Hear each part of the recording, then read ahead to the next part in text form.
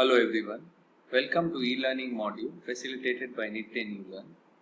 In this section, we'll be covering what are orthodontic appliances, what are the different types of orthodontic appliances, and what are the ideal requirements for an orthodontic appliance.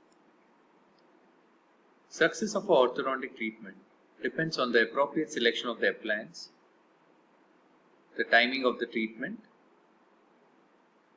the type of tooth movement, the skeletal changes desired, the age of the patient, and other factors.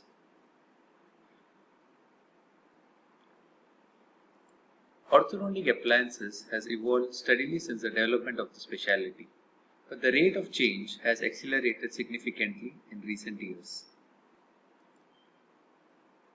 Orthodontic appliances act by the means of which mild pressure can be applied to a tooth or a group of teeth in a predetermined direction.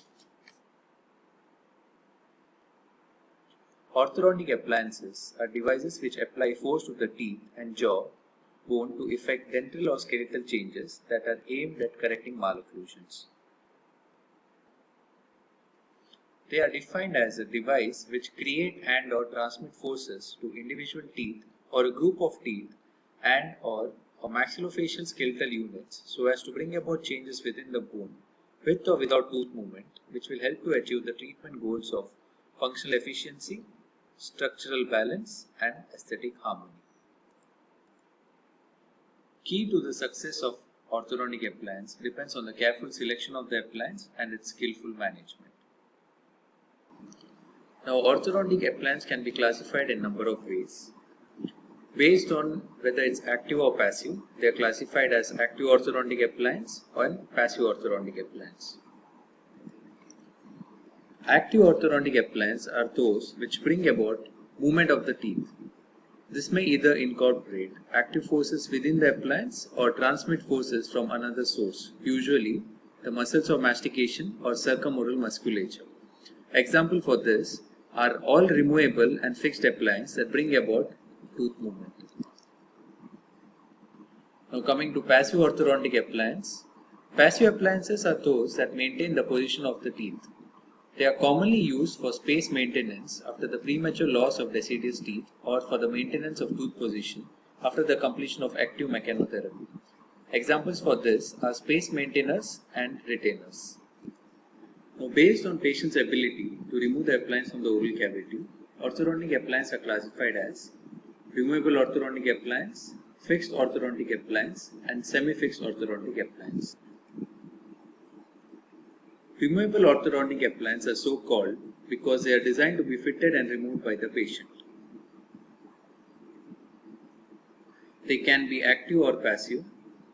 Now, active removable orthodontic appliances are designed to achieve tooth movement by means of active components such as springs, bows, and expansion screws. Whereas your passive removable orthodontic appliances are designed to maintain the teeth in their current or present position. Examples for passive removable appliances are your removable retainers that are given at the end of an active orthodontic therapy to enhance the stability of orthodontic correction. Fixed orthodontic appliances. These are the devices in which attachments are fixed to the teeth by cementation or direct bonding, and forces are applied to the teeth via arch wire or auxiliaries.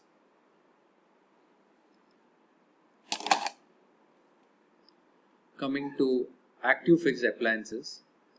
Most of the corrective orthodontic procedures are best carried out with fixed active mechanotherapy, which allows multiple tooth movements. They apply forces to the teeth by arch wire or auxiliaries such as elastic bands, open and closed coil springs, thus thereby effecting active tooth movement. An example for this would be a fixed mechanotherapy to correct malocclusion using various techniques such as Beck's technique, edgewise technique, and straight wire technique. Next, coming to your passive fixed appliances. Fixed orthodontic appliances may also be used for passive maintenance of the teeth in their current position after active mechanotherapy. An example for this would be your fixed lingual bonded retainers given at the retention phase of the treatment. Fixed type of space maintainers such as digital shoe, band and spur are also examples for passive fixed appliances. Next, coming to semi-fixed orthodontic appliances. It is sometimes beneficial to combine the properties of fixed and removable appliances to achieve the advantages of both. Generally, such combined appliances are used to achieve a type of tooth movement which cannot be achieved with the removable appliance alone. But the use of removable component facilitates oral hygiene maintenance and makes the construction of the appliance simpler. An example for a semi-fixed appliance is a lip pumper appliance. This appliance is attached to the buccal tube on the molar bands and it can also be removed for cleaning. Now, based on the mode of action, orthodontic appliances are classified as mechanical orthodontic appliance and functional orthodontic appliance. Mechanical orthodontic appliances. These appliances act by applying mechanical forces to the teeth to move them.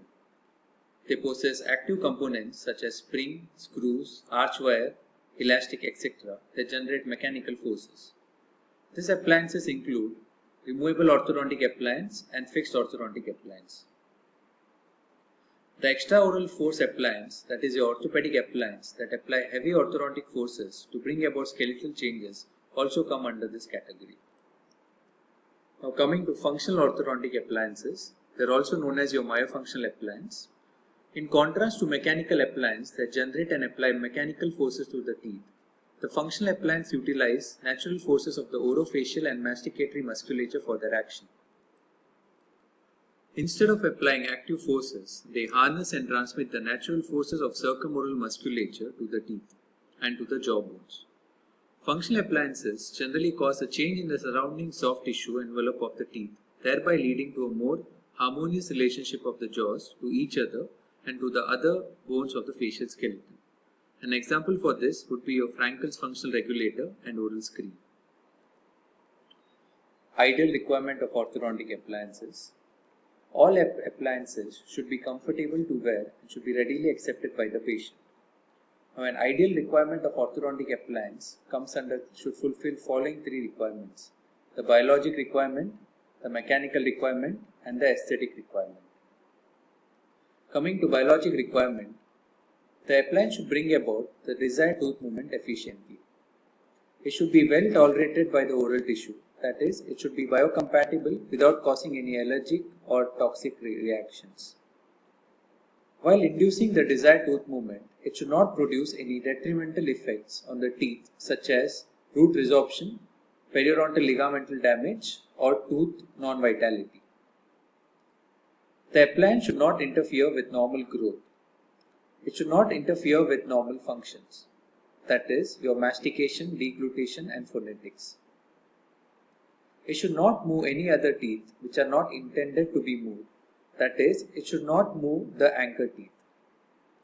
The appliance should not hinder oral hygiene maintenance, that is, the design of the appliance should allow the patient to carry out the routine oral hygiene measures throughout the treatment.